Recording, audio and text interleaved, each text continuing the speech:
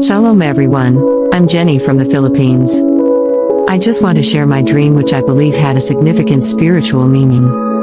On July 25, 2025, I had a dream that woke me up at 3 in the morning. I couldn't go back to sleep because it bothered me so much. My dream was divided into 3 different scenarios. The first scene was on the plane. There's panic. We left our luggage because we needed to evacuate right away for some I don't know reason. The flight crew were telling us to get to evacuate. It's really an advantage not bring a lot of stuff if you travel. And I usually choose a seat near the exit and cockpit if I travel by plane.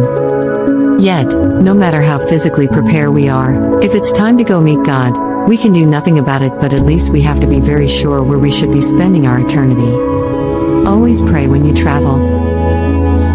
Here's the wisdom this dream. Many heavy baggages can delay or hinder us in your spiritual walk or journey.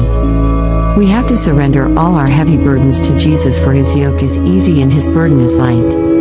The second scene was inside the church. We're attending wedding ceremony. The most awaited part was the procession. I was at the side looking at the entourage walking the aisle when I realized my latest smartphone was not in my hand. I had my old iPhone, but I prefer to use my latest one. So, I went to my seat and searched for it in my purse. It took time to search. Then, I heard them cheering. I knew it was the bride's moment to walk on the aisle. I thought, I have to hurry so I won't miss the most exciting moment.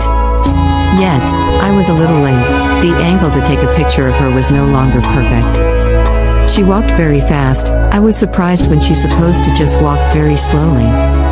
The third scene was outside the church. The wedding was over. The visitors were provided special vehicle to the reception area. They're very creative for using children's cho-cho train. It's passing slowly towards us. I learned my lesson to move faster this time so I won't miss it, and thankfully I was able to secure a seat just for me before it gets faster. Surprisingly, I saw my old friends there. I was so happy. It's like a reunion.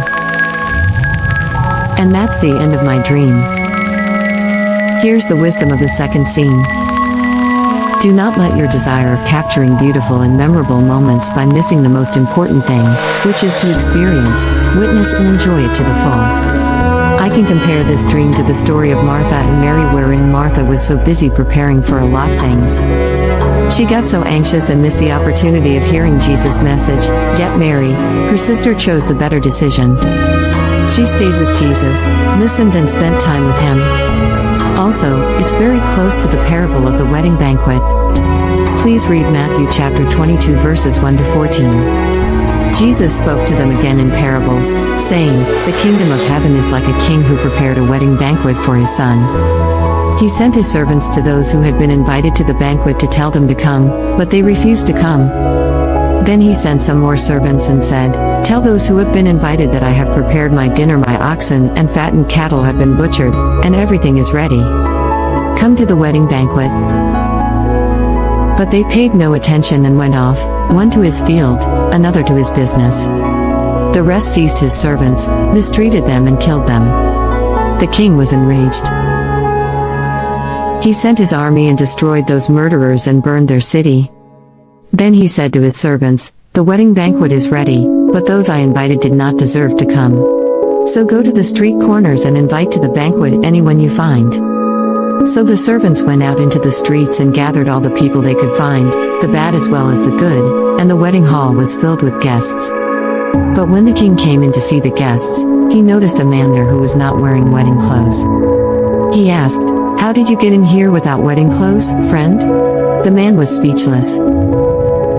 Then the king told the attendants, 'Tie him hand and foot, and throw him outside, into the darkness, where there will be weeping and gnashing of teeth. For many are invited, but few are chosen.' On the other hand, the third scenario of my dream focused more about being vigilant. I can compare it to the parable of the wise and foolish virgins. Please read Matthew chapter 25 verses 1 to 13. Let's read.